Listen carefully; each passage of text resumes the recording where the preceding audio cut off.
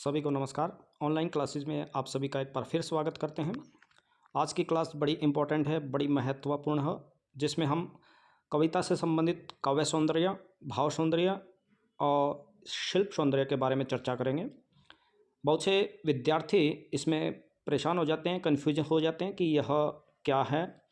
कविता पढ़ने के बाद, कविता की व्याख्या आदि करने के बाद उसके मूल भाव से अवगत होते हैं और फिर काव्य सौंदर्य लिखते समय उनको असुविधा महसूस होती है। उसी के संदर्भ में, उसी के अंतर्गत जो है यह वीडियो बनाई जा रही है, जो बहुत ही इम्पोर्टेंट है परीक्षा की दृष्टि से। इसका एक प्रश्न जो है हमेशा पूछा जाता है, तो प्रश्नों को याद करने के लिए, अच्छे से तैयारी करने के लिए इस वीडियो को पूरा देखें और इसको नोट करना चाहें तो कर सकते हैं।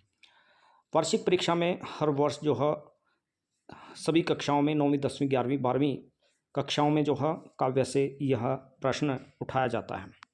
तो देखिए, सबसे पहले जानेंगे काव्य सौंदर्य होता क्या है।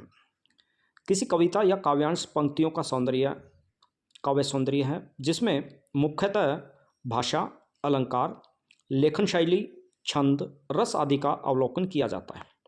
यानी जो काव्य की शोभा जहाँ पे बढ़ाई जाती है, जिन शब्दों से, चाहे वो अलंकारिक, मुहावरिक या मुहावरे हों या लोकोक्तियाँ हों या लेखन शैली के प्रभाव से या छंद रस आदि के द्वारा जो है काव्य जब सौंदर्य बढ़ाया जाता है तो वो उसका काव्य सौंदर्य हो जाता है। लेकिन इसके साथ साथ उसमें उसके भाव भी महत्वपूर्ण होते हैं, बड़ी महत्ता रखते हैं।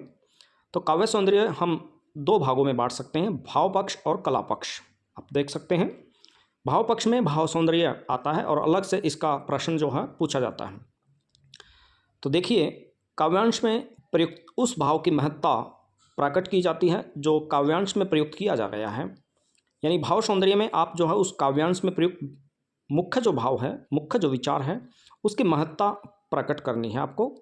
और उसमें किसी भी जो है मन की भावनाएं किसी भी प्रकार से व्यक्त की गई हों, वो आपने बतानी है। कवि क्या कहना चाहता है, कवि का उद्देश्य क्या है, मूल भाव क्या है। पंक्तियों को या काव्यांश को आप पढ़कर उसके मूल भाव से अवगत हो सकते हैं। वही आपका भाव सौंदर्य में आप लिख सकते हैं। इसमें प्रेम हो सकता है, करुणा हो सकती है, क्रोध, हर्ष, विषाद, उत्साह आदि कोई भी इसमें शामिल हो सकता है। यानी किसी भी प्रकार का मनोभाव जो है काव्यांश में देखने को मिल सकता है। तो आपने उस काव्यांश का मुख्य भाव जो है वो निकालना होता है। तो काव्य सौंदर्य को हमने दो भागों में बांटा है, भाव पक्ष और कला पक्ष। भाव सौंदर्य यानी भाव पक्ष में आएगा और कला पक्ष शिल्प सौंदर्य जिसे आप कहेंगे, तो काव्य सौंदर्य के अंतर्गत शिल्प सौंदर्य आता है। तो शिल्प सौंदर्य में आप देख सकते हैं, जिस प्रकार कोई शिल्पकार जो है, जैसे बढ़ई है, लकड़ी आदि का काम करने वाला, बर्तन आदि बनाने वाला है, सिलाई आदि का काम करने वाला है, नाटककार है, अपनी कला का प्रयोग करते हैं। उसी प्रकार काव्य में कवि अपनी कला का प्रयोग करता है। वह भाषा में कलात्मकता ले आता है, जिससे भाषा सौष्ठव सुंदर बनाया जाता है। यानी भाषा में जो निर्माण कार्य करते समय, जो काव्यांश या कविता आदि लिखते समय कवि ने जो अपनी कला का प्रयोग किया है, कलात्मक ढंग से उसको कविता को ढाला है, वही उसका कला पक्ष हो जाएगा, शिल्प सौंदर्य होगा। इसमें जैसे हमने भाषा सौंदर्य में पढ़ा,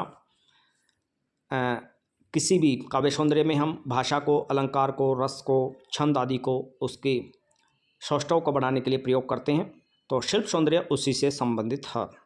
तो काव्य जो सौंदर्य है वही शिल्प सौंदर्य भी उसी के अंतर्गत आता है और भाव सौंदर्य भी उसी के अंतर्गत आता है। एक दो भाव सौंदर्य के उदाहरण मैं आपको देता हूँ सबसे पहले, उसके बाद शिल्प सौंदर्य या काव्य सौंदर्य अगर लिखना है तो हम बात करेंगे कैसे आप लिख सकते हैं।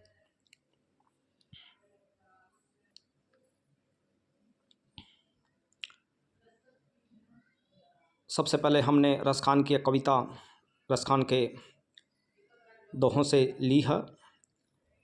कवि के हृदय में उस लकुटी और कामरिया के प्रति अनन्य समर्पण भाव है। रसखान जी जो है श्री कृष्ण के प्रति जो है अनन्य प्रेम से भरे हुए हैं और कहते हैं, या लकुटी और कमरिया पर सब कुछ न्यौछावर कर सकता हूँ। ये वहाँ से भाव समर्पित हैं, लिए गए हैं। 9वीं कक्षा में यह कविता है। सभी कक्षाओं का एक एक उदाहरण हम लेंगे। जिस कारण वह उन पर सब कुछ निछावर करने को तैयार हो जाता। वे कहते हैं कि मैं इस लाठी और उसके द्वारा ओढ़े जाने वाली कामरिया यानी कंबल आदि के बदले जो है तीनों लोगों का राज्य जो है त्याग देना चाहूँगा, छोड़ दूंगा। तो इस प्रकार से हमारा एक काव्यांश का भाव हमने निकाला। ऐसे ही कविता घर की याद में कवि जो है अपने परिवार को याद करता है। भवानी प्रसाद मिश्र जी भाव व्यक्त करते हैं। कविता का भाव यह है कि कवि के मन में देशभक्ति और परिवार का दोनों का प्यार है। जहाँ एक और वे अपने परिवार के सदस्यों को याद करते हुए रोते हैं, वहीं उसे गर्व है कि उसने अपने देश के लिए कुछ किया है। तो ये उसका मुख्य भाव आप निकाल सकते हैं, कह सकते हैं। ऐसे ही 10वीं कक्षा में उत्साह कविता है। कविता का मुख्य स्वर ओज का है। कवि अपनी ओजस्विता यानी वीरता की बातें जहाँ आती हैं, ओज गुण होता है, से जन चेतना लाकर जन सामान्य में क्रांति लाना चाहता है। कवि बादलों से संपूर्ण आकाश को घेर लेने को कहता है। कविता के स्वर में ओज, क्रांति और विप्लव तथा परिवर्तन का आवेग है। तो ये भाव जो है उस कविता से हम निकाल सकते हैं। काव्यांशों से पढ़कर ये बातें हम जोड़ सकते हैं। ऐसे ही कविता सूर्यकांत त्रिपाठी निराला जी की कविता बादल राग 12वीं कक्षा में है। उसका भाव सौंदर्य आप निकालेंगे तो कह सकते हैं प्रस्तुत पद्यांश छायावाद के प्रसिद्ध स्तंभ सूर्यकांत त्रिपाठी निराला की बादल राग कविता से उद्धृत लिया गया है। सीधा भाव की अगर बात करें, इस कविता में कवि बादल के माध्यम से जन सामान्य के दुख और व्यथा को मिटाने की क्रांति करना चाहता है। किसान और मजदूर जैसे मेहनतकश लोगों की आकांक्षाएं बादल को नव निर्माण के राग के रूप में बुला रही हैं। कवि बादल रूपी क्रांति से समाज के आमूल चूल परिवर्तन करना चाहता है। समाज में जो है परिवर्तन करना चाहता है। क्रांति सदैव अभावग्रस्त लोगों के लाभ एवं पक्ष के लिए होती है। इस कविता में प्राकृतिक उपादान के माध्यम से क्रांति का आह्वान करता हुआ कवि बादल को समाज, देश और श्रमजीवियों की दुर्दशा से अवगत कराता है। यानी क्रांति की भावना से ओजपूर्ण यह कविता भरी हुई हो। तो यहाँ पर भी ऐसे ही भाव उत्पन्न हुए हैं जैसे उत्साह कविता में हमने पढ़े। अब चलते हैं, बात करते हैं।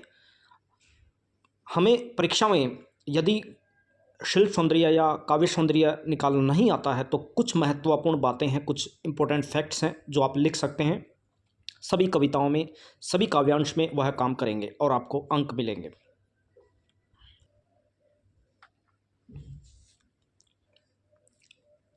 ये जो पंक्तियां हमने लिखी हैं ये बड़े काम की हैं और परीक्षा की दृष्टि से आप किसी भी काव्यांश में यदि आपको शिल्प सौंदर्य या शिल्प सौंदर्य या काव्य सौंदर्य से प्रश्न जो है पूछ लिया जाता है तो प्रश्न का उत्तर जो है आप इस तरह से दे सकते हैं आसान तरीके से। केवल आपको एक बात का ध्यान रखना है कि उस काव्यांश में, कविता में भाषा कौन सी प्रयोग की गई है। यदि तुलसीदास हैं, हो सकता है वो ब्रिज भाषा या अवधी भाषा में लिखें। रसखान जी हैं, ब्रिज भाषा के कवि हैं। ऐसे ही मीरा जी हैं, राजस्थानी खड़ी बोली लिखती हैं। और कबीर जी हैं, दुक्कड़ी भाषा का प्रयोग करते हैं। तो भाषा का आपने थोड़ा ध्यान रखना है। और यदि हिंदी भाषा का प्रयोग है तो जो हमने लिखा है वो आप आसानी से लिख सकते हैं। केवल भाषा में आपने थोड़ा सा ध्यान रखना है। जैसे आप लिख सकते हैं काव्य सौंदर्य हो या शिल्प सौंदर्य, दोनों में आप लिख सकते हैं। सहज, सरल, प्रवामही, व्यवहारिक एवं प्रसंगानुकूल भाषा का प्रयोग किया गया। या दूसरे शब्दों में, साधारण शब्दों में कह सकते हैं काव्यांश की भाषा जो भी है यहाँ लिखनी है। जैसे खड़ी बोली हिंदी है या ब्रिज भाषा है, इस फिल इन द ब्लैंक्स में आप भर सकते हैं। खालिस्तान में प्रयोग करना है, उस भाषा का प्रयोग लिख देना है आपको। शुरुआत यहाँ से करेंगे। उसके बाद सभी में लिख सकते हैं तत्सम तद्भव शब्दों का सार्थक प्रयोग देखने को मिलता है। शब्द योजना स्ट्रिक व भावानुकूल है। काव्य में गयता, संगीतात्मकता का गुण विद्यमान है। सभी काव्यों में संगीत उत्पन्न होता है, आप जानते हैं। शब्द योजना सभी में भावानुकूल होती है। ऐसे ही अभिधा एवं लक्षणा शब्द शक्ति का प्रयोग किया गया है, आप लिख सकते हैं। कोमलकांत पदावली का प्रयोग किया गया है या सुंदर प्रयोग किया गया है, ऐसे भी लिख सकते हैं। कोमलकांत पदावली सभी काव्यांश में देखने को मिलती है। अभिधा शब्द शक्ति सभी काव्यांश में देखने को मिलती है। और साथ में अलंकार भी लिख सकते हैं। अनुप्रास अलंकार व टैस, यहाँ पे अगर दूसरा अलंकार आपको पहचान में आता है तो ज़रूर लिखें। जैसे पुनरुक्ति प्रकाश अलंकार आपको आसानी से समझ में आ सकता है। जल्दी जल्दी दिन ढलता है, ऐसे पुनः पुनः मोहि दिखावे कुठारू, पुनः पुनः में। ऐसे ही यमक, श्लेष, जो भी आपको अगर पता लग जाता है तो यहाँ पे ज़रूर लिखें, अन्यथा अनुप्रास अलंकार का प्रयोग किया गया है, ऐसा तो लिख ही सकते हैं। तो काव्य सौंदर्य को या शिल्प सौंदर्य वाले प्रश्न को हल करने के लिए ऐसे आप उत्तर लिखेंगे। ये इम्पोर्टेंट वीडियो है, सभी के लिए शेयर करें, क्योंकि यह परीक्षा की दृष्टि से सभी कक्षाओं में प्रश्न जो है पूछा जाता है। आज के लिए इतना ही। नमस्कार, आपका दिन शुभ हो।